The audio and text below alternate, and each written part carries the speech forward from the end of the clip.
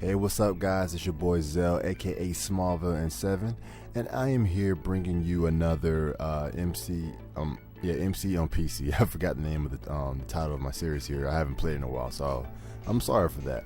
All right, in today's episode, this is probably going to be the last episode. I'm probably going to go ahead and conclude it here. I don't know how much more time I have on the demo, and so. I think it's close to being done. I'm not sure if there's a way to check the timing on it or something. I don't know. But I'm just going to go ahead and pretty much just close it out. But in today's episode, what I want to talk about is E3. So as you guys probably know, E3 just happened. It's kind of still, I think it is over now. But E3 just was going on this past week. And basically there's a lot of big reveals, a lot of games were revealed, a lot of the biggest thing for this year was the new consoles being announced. Not announced, they were already announced. I mean, the new consoles like the PS4 and Xbox One being shown and talked about, because basically we're getting ready to head into a new console generation. And along with that were a lot of cool game announcements and things like that. But as with any E3, there's always the war between the consoles, between Sony, between Xbox, and that kind of thing. And this year did not disappoint. It's always been this way, but I mean, it really seemed like it was heightened because, the different the different companies, Microsoft and Sony, are trying to sell their product and get you to buy the new system, and they always come out a little bit more, I guess, tenacious or intense because they want you to buy this new thing that's coming out. And both consoles, the PS4 and Xbox One, are coming out this year. And basically, the thing to me that was real cool at this E3 is that it was like, okay, the big thing for one was price, and it turns out the Xbox is $499, and Sony came out and made theirs $100 cheaper. Now, obviously, I doubt that they did that because Xbox did that. I mean, if that's how you run your business, that's not really a good way to run business, in a reaction kind of thing. So they had to have already had that done. But the cool thing to me was that it seemed like, I don't know, I mean, I guess the thing for this it was a lot of confusion going on because we're going into a new console generation, with DRM and always online and all this other kind of stuff that has not been a part of the video game console scene, that was kind of deterring people from possibly getting the system. So basically what happened, so basically Xbox, is going to be different in how they do things. I mean, I can go on about all that stuff forever, but a lot of gamers were unhappy with the announcements and the policies that Xbox was doing, and Sony basically said, we're not doing any of those things. We're going to be doing what the gamers like, what we've been doing for years. And of course, it is always, a drawback. They also did change some things, like how their PlayStation Network works and all that kind of stuff. So yeah, some people are still not going to be completely happy with Sony, but I think if from a standpoint you did not want the gaming scene and the way the industry runs to change, then Sony is the best option because it's the closest to what we have now in this current generation of consoles and everything.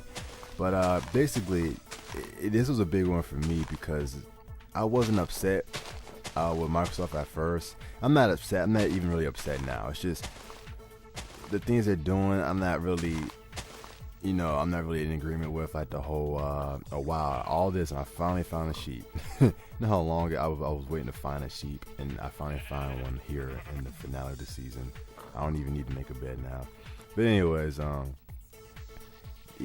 so for me, this is a big thing because I've decided to basically hop ship, and I've been a big Xbox guy, and you guys know that from watching my videos on my channel. I've been pro Xbox, pro Halo, and all that stuff, and of course I love Halo. That's a great game, but what the stuff Xbox One was doing, I just couldn't really get behind it. You know, it's just like I really don't want this stuff to happen now. I mean, I can accept that things change. You know, I get that. I'm mature enough to understand that things do change, and the stuff, the way you like it, is not always going to be that way. But I was just like, you know what?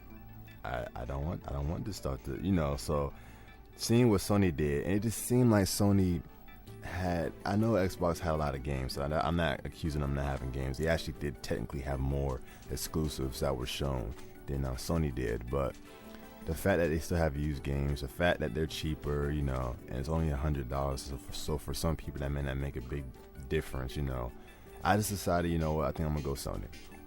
I grew up a Sony guy, you know. My first major console, I guess in the 3D era of gaming, was not 3D, because I mean you can't even say 3D anymore, because now when you say 3D, you think, you know, stuff bulging out of your screen. I mean like 3D graphics in a sense that stuff is three-dimensional and that side-scrolling. That's what I mean when I say 3D. I started the first I got a PlayStation 1, not PlayStation 1, just, you know, the original PlayStation. I got that, I guess, in the Christmas of 1997 or something like that. So I was like, I was like 7 years old when I had a PlayStation. So I had that, I had the PS2, and so those were, you know, my systems. But then I switched over to Xbox mainly because of the price, you know. And I had got my Xbox 360 a lot later in the console life. It was not even near the beginning of it at all, really. And I'm doing absolutely nothing. I'm just running around. But anyways, it just seemed like a perfect time, you know, to switch over, and the way that they're doing things with their online servicing and stuff like that, with you know, PSN and all that stuff. And then I have a PS3 now, which, you know, I just got very, very recently. I did not have a PS3 the entire 7 years has been out, something like that, 7 or 8 years. But I just decided that, you know, I was like, you know, I think I'm gonna go with Sony. I just like the things I was seeing from them better. Like, you know, for one thing, they get freaking exclusive beta for what's the game? Gosh darn it, I had it to my Bethesda's game, the Elder Scrolls MMO. And I'm an Elder Scrolls fan. I love Skyrim. I played Oblivion.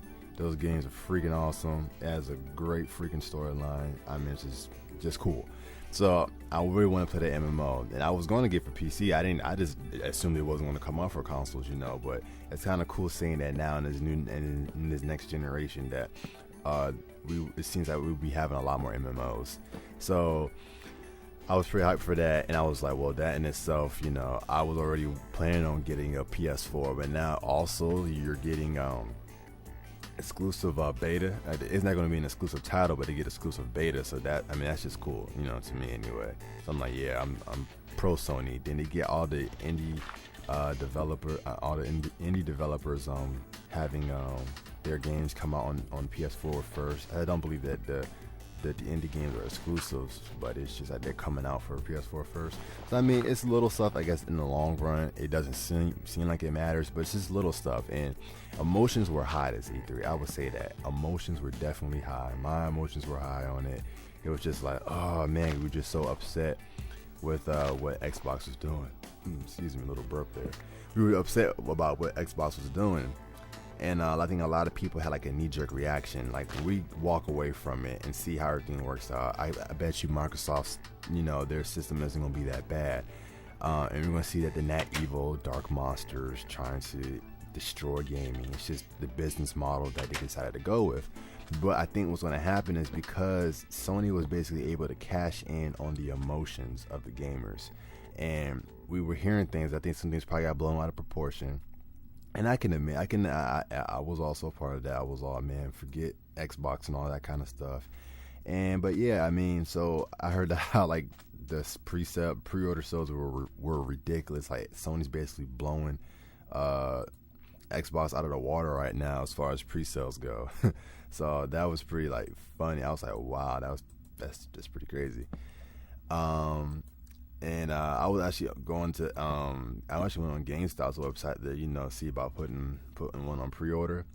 And then I was like, why don't they have just a regular, console? Why do they have all these bundles? And I realized, oh man, it's because this is all they have left. They don't have, just the console itself. This is Smallville!